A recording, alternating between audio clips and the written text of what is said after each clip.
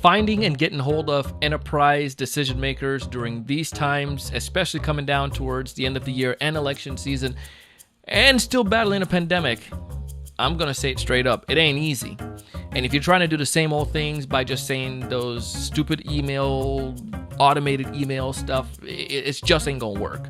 And on today's episode, we're going to tell you what you can do instead that's going to help you to grab their attention.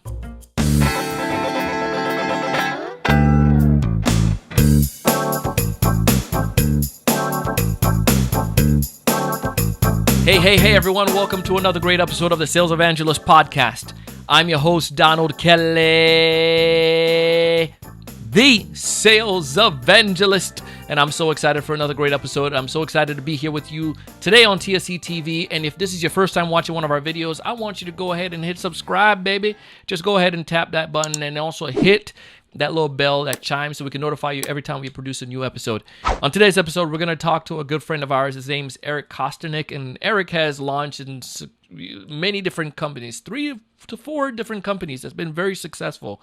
And now he's working on this awesome company called Postal.io. And I'm a big fan of Postal. We actually use their software, and I highly recommend you check it out. You can find all the details in the show notes. And if you're watching this, just go down below and click on a link, and you'll get a chance to check out the tool. But they're increasing the engagement with B2B sales reps, or any sales rep, quite frankly. And also, they're helping organizations to be able to increase their acquisition, to be able to get more of those leads that turn into actual paying customers. And the way they're doing it is just fantastic. I won't give it all away, but he's going to give us some ideas. And also, we're going to talk about the software as well. So anyways, sit back, get your Evernotes, pens, and paper ready, and let's go ahead and dive into the episode. Welcome to the show, Eric. Hey, thanks, Donald. How's it going? Oh man, I can't complain. Another day in paradise, and from what I can take it, you're in paradise as well. You're in California.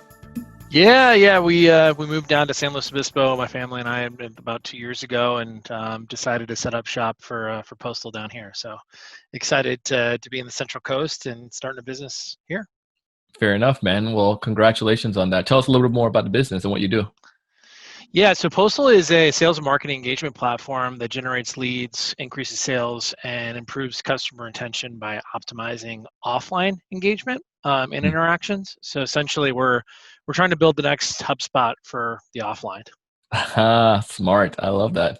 Yeah. It's kind of like the Uber of whatever. It's, for us in sales and marketing automation, we have to make sure that we're tying ourselves to the resources out there that people are familiar with. But I mean, the reality is that HubSpot and Marketo and Eloqua did such an amazing job with developing digital engagement platforms for marketing and sales. And we believe that the offline engagement needs a similar attention. And we've started seeing some incredible results for our customers. So it's exciting stuff. Awesome, man. Well, this is why I'm excited to chat with you today, because I feel that you bring a unique spin on things, especially considering the fact that we're going to be selling to, these are sales reps who are listening, who are trying to sell to decision makers, and selling to decision makers in enterprise organization is not always easy. And I want to pick your brains on that. But why don't we go ahead and get started with what are some of the difficulties you're seeing right now with actually, doesn't matter if you're selling enterprise or anything, but trying to get a hold of the decision maker in the first place. What are some of the obstacles you're seeing that sales reps are coming upon? Yeah, I mean, just to give you some background, I've been selling for 20 years. I've been in an individual contributor role or sales leadership or an entrepreneur position, over the last 20 years. And I don't think the challenges have changed very much. It's just gotten a lot noisier. Unfortunately, everybody's got the memo of sales automation and marketing automation, right? So all of the emails and sequences of phone calls and text messages and LinkedIn messages, I can't tell you how much I get of the same stuff. And it seems like everybody's read the Aaron Ross books and listened to all of, the Gary Vee stuff. I mean, it's like the message and the methodology and the technologies are out there. And I think it's starting to hit critical mass, which means that it's much more difficult to grab the attention of someone to sell something to them, given the fact that they're getting the same message from potentially 5 other vendors. The interesting thing with that too, you said that I was having a conversation with a friend earlier, and we were talking about how you find the same exact thing, because say I'm reaching out to that same enterprise, let's say a marketing director. Sure. That marketing director is creating the same or running the same exact plays for their internal sales team. So right? there comes a time when it's like, it just null. It's like null and void. And Yeah, it's really gotten to a place to where it's become, there's a numbness that happens yeah, within, when you receive these things, essentially because they're so cookie cutter, you have a visceral reaction to them. You're just like, dude, I can't look at any of these anymore. So the yeah. real question becomes like, so there's 125 billion B2B emails that are sent on a daily basis. Repeat that one more time for the people in the back. 125 billion with a B on a daily basis. Okay, so you look at all the HubSpot data, you look at all the Salesforce data, Marketo data. The amount of information that is being sent through that channel is at its critical mass, and people have just gotten numb to it. So you have to understand, how do you go back and create pattern interrupt? Like, it Yeah, really becomes a situation where you have to be different. And what do you do that's different? Because you can't meet at conferences now, because you can't show up at someone's doorstep and shake their hand. I mean, it's become very difficult to differentiate yourself. And I yeah. was always like really stoked when I could like meet someone in person, because my close rates were so much higher when I could have a conversation with them, have beer, whatever. But now it's even more challenging when it comes to creating those connections and like trying to figure out actually how to cut through the noise. So what's the first step that we're going to do to fix this? What are some of your recommendations? Maybe you can give us a few and then we can just break them down individually. Yeah. So I think number one, I'm sure you're a student of this, and we've always talked about like the 5 touches, where Yeah. you gotta have 5 touches to somebody, and then that'll create either a yes or a no, and you're really just driving for that yes or no. Mhm. And usually those 5 touches come over like a 30-day period. Now you can like standardize that workflow in Outreach or SalesLoft or HubSpot. But really, it's like, what should that sequence be? And I'd actually like to go as far as say it's probably not 5 anymore. It's probably more like 10. Yeah. And that time now is probably not going to be 30 days. It's probably going to be 60 days. So I actually think the number of touches, and we're starting to see this too in our own business, the number of touches that it takes for someone to either give us a yes or a no has increased. And the time that it takes has increased. And that's due to the amount of volume that people are getting and the sign of the times. I'm talking about now too, like June 2020. Super hard to get a hold of people, and everybody's kicking tires, right? They're just like, whatever. Need So to start selling shoes. Yeah, since people are kicking so many tires, steel oh toe. man, the shoe business is good right now. Shoe business is booming. Um, so yeah, so I think that from a standardization, you have to go back to what is real, and that is personalization.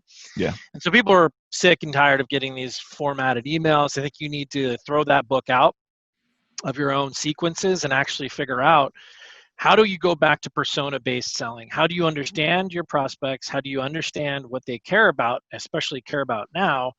And how can you actually be different than Mm. the other providers that are out there calling on them? And for us, obviously it's our product, but we're a user of our product. We believe that direct mail and gifting needs to be a part of this sequence now. And it's like, I used to just like write a direct mail, write a handwritten note and send it off, and like that still has a lot of conversion, like high conversion events. But how do you start actually automating those systems, much like you do on the online side of things? So you standardize your outreach on the direct mail piece, and then sequence your outreaches through your LinkedIn touches and messages, and your overall email and your phone call pitches, so they're all saying the same message and driving people to understand why they should be talking to you and why they should be talking to you now.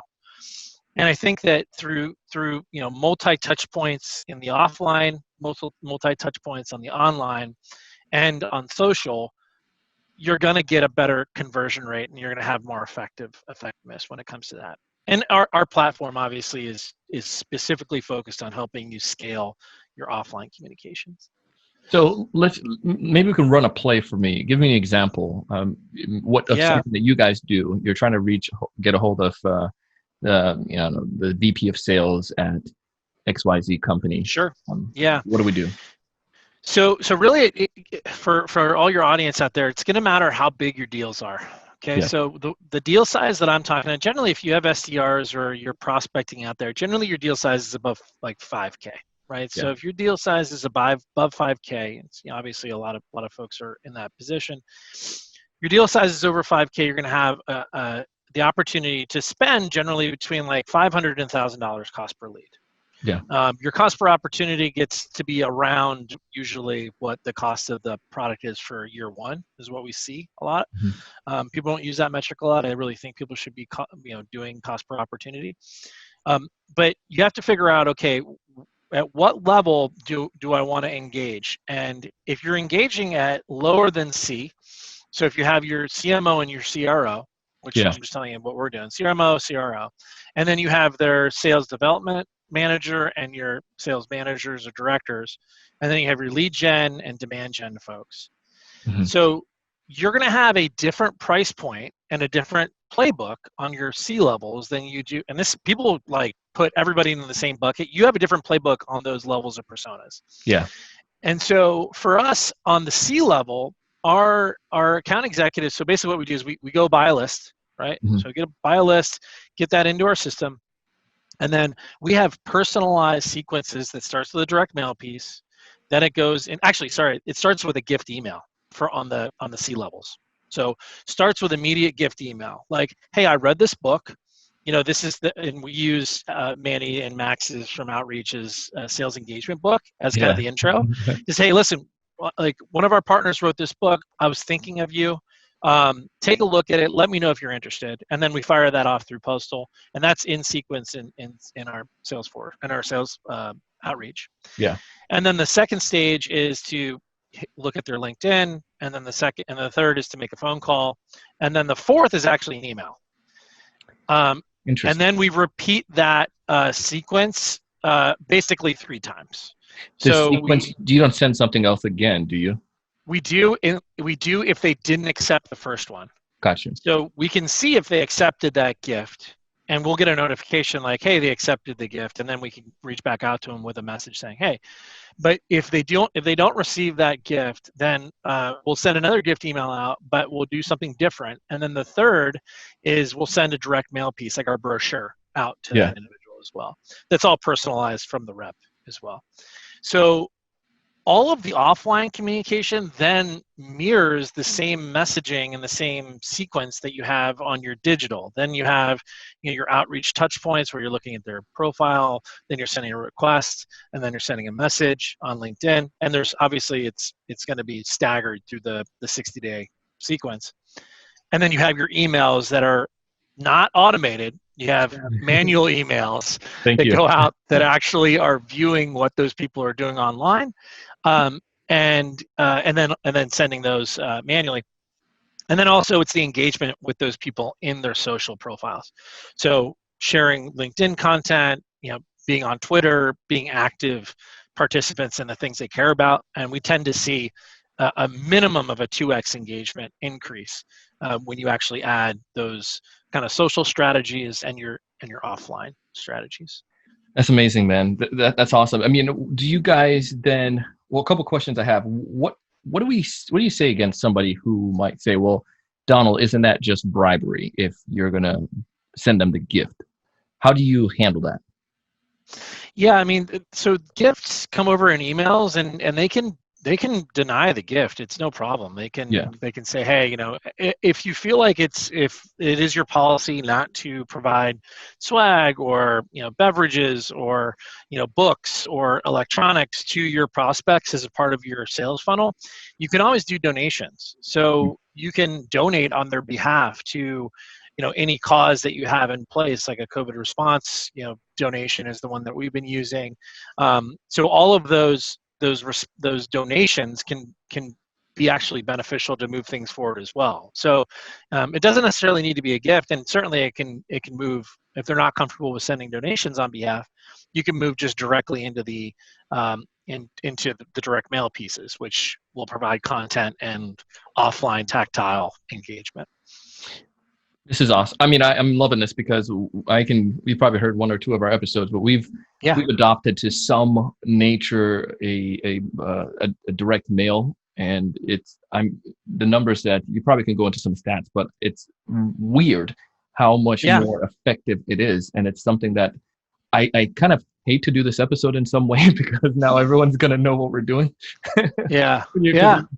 yeah, but I think sometimes people don't necessarily engage in it because they're like it's too much work, and obviously folks It like is a you lot of come in, work. Yeah. yeah, folks like you come into picture and make it easier. But we've definitely seen some pretty decent sized deals close because of the practice. But there's going to come a day because you guys are so effective and you're great at your freaking marketing that people are going to start doing this. When we hit critical mass, how do we go about making sure then, just like how we have critical mass with the automation now, how can we make sure we don't get that? Is there any way to prevent that, or it's just going to happen no matter what? It, listen, if it happens and we reach critical mass and offline, I'm taking you out to dinner. Well, we're going to after this is all done. Well, I'll be a happy man. We are, we're our focus right now is just ensuring that people understand that there is technology to solve this problem. It is a technology Yeah, challenge. That if we are right, then the experience that prospects are having and customers are having are going to be a better relationship with their customers, right? So your customers are going to have more of like a feeling yeah, because these things happen offline. So it's actually going to increase your brand exposure, increase your brand opportunity by operating in the offline. So I would say that another thing is important to note is like you talked about like just being a good steward of the process. sure. It is important for us as technologists when we develop technology that is disruptive that actually will help increase pipeline or close rates, that you do it in a way that is not spammy. And I came from my last business was basically a technology that took emails and converted them into text message for recruiting. Mm. It's called Text Recruit. And we very easily could send 20,000 text messages off to recruit for a position. We had to be good stewards of the laws and the way that we wanted people to interact with text message there. And I believe it's the same thing at Postal, to where if we're really going to promote the offline communication angle, we have to be good stewards of ensuring design is quality is there, that speed is there, that reporting is there, and also opt out. If people Yeah, just don't want to receive this information, then they should have the ability to opt out. So it is kind of like taking all the things we learned about this amazing digital like transformation of marketing and sales, and like it's kind of old school. We're looking back on like sending stuff out and care packages and those things used to be cool, but yeah. got distance because it was hard to do. Now we're making the hard things to do easier and more effective, and I think that as long as we're good stewards to understanding like what is the right communication and what is the right stuff to send, then I think we'll be in good shape. Yeah, no, I'm in agreement with that, and I appreciate you being transparent and to say that. There's this notion again that you go back to the customer experience, as well as I feel, especially again going back to list that you mentioned at the beginning. We're listening. If you're listening to this episode right now, you understand the situation. You listen to this episode 2 years from now, we were going through a crazy time called the pandemic. And I feel that the Yep. sales reps who are able to survive the pandemic, it's kind of almost like in some way I said this in the last episode, like almost like a Darwin way of thinking, because the survival of the fittest, right? What were you able to do to battle through COVID and to be able to sell? And I think a lot of it comes back. Most sales reps are abandoning the automation and they're looking for a way to create that experience, that emotional experience with the buyer. You know what I mean? Yep. Yep. Yeah. 100%. I mean, you're 100% right. The strongest will survive. Yeah. That is the reality of the situation right now. It's interesting. When I graduated college, I graduated college 2001, and the trade towers fell, and we were Yeah. immediately pushed into one of the darkest times of our history as a country. Um, and then in 2008. And I ended up being a bartender. I was like, I'm not Like even to going get into this that. workplace. Like, oh, this is a nightmare. And then 2008, we because of the housing crisis, I mean, we were thrust into one of the darkest times from an economic standpoint in the last 50 years. Mhm. And I was selling job postings. right? Selling And job postings in a recession, like not ideal, not ideal. So a pandemic and selling marketing and sales technology in a pandemic, this is easy comparative to what I've experienced in the past.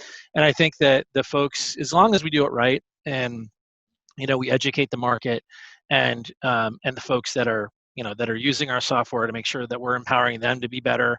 I think we're going to be in a good place. But I agree with you. I don't think everybody's going to get through this, and I know technology companies are not going to get through this either. Not all of them. So you got to make sure that you're fiscally responsible, that you're providing value for your customers, and that you're operating in a way that that is effective. And for me, that's kind of what we're based on.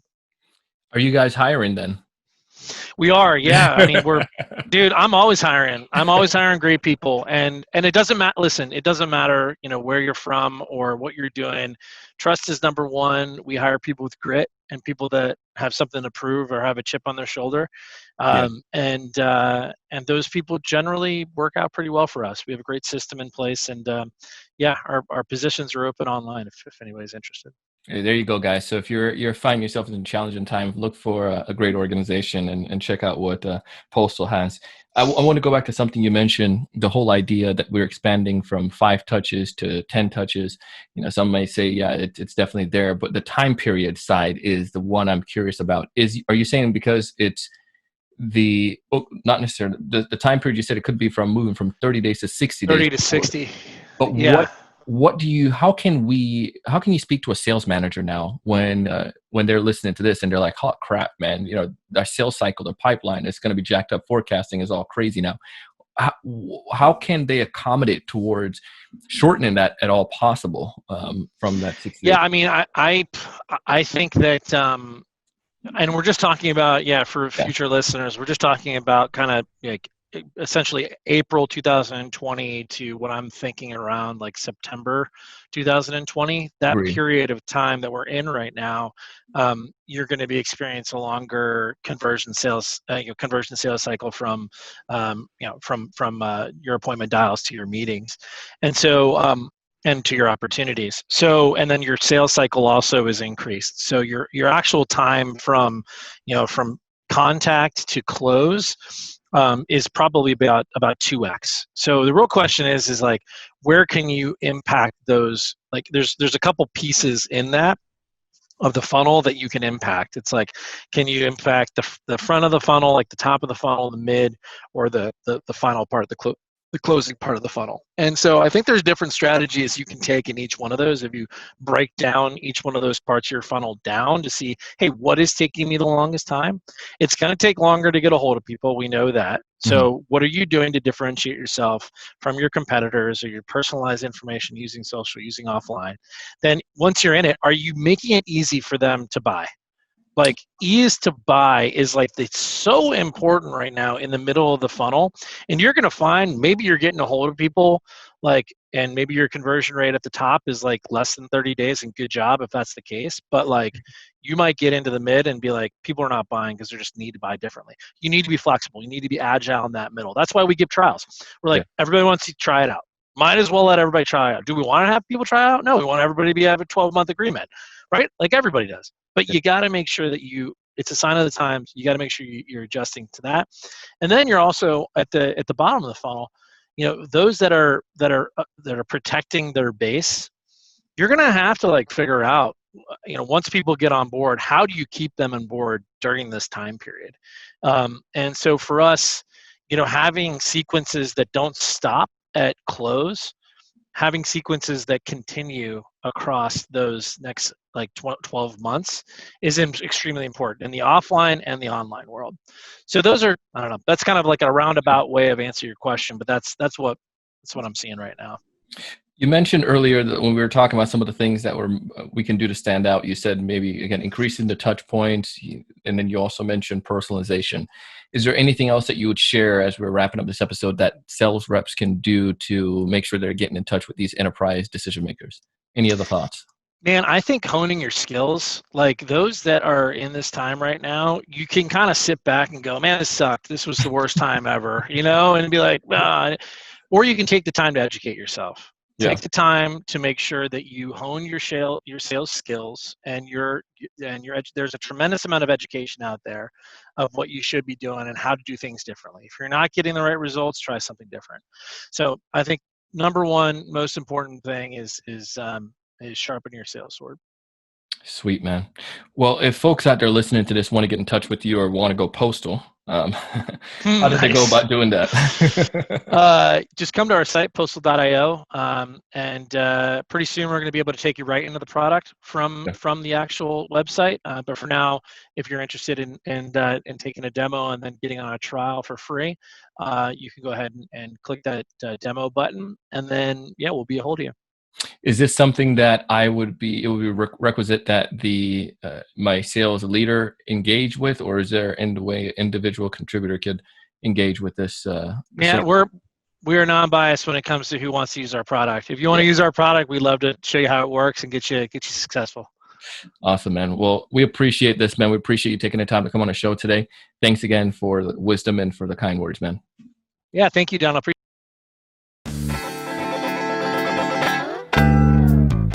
Hey, thank you so much for watching this episode, for listening to this episode here on TSE TV.